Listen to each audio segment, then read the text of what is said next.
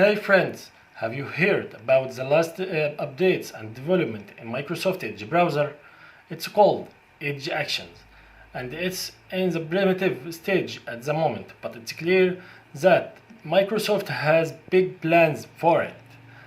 Basically, Edge Actions are a set of predefined and customizable shortcuts that allow users to perform various tasks with just a few clicks. For example, you can use Edge Action to quickly share a web page, take a screenshot, and even translate content into another language.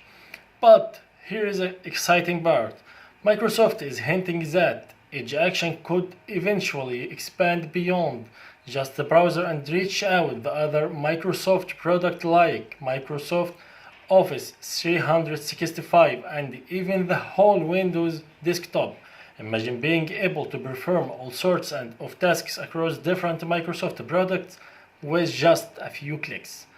When asked about this, a Microsoft spokesman didn't confirm or deny anything, but simply said stay tuned for Microsoft Build, which is their upcoming developer conference, so it looks like we will just have to wait and see what Microsoft has in store for us.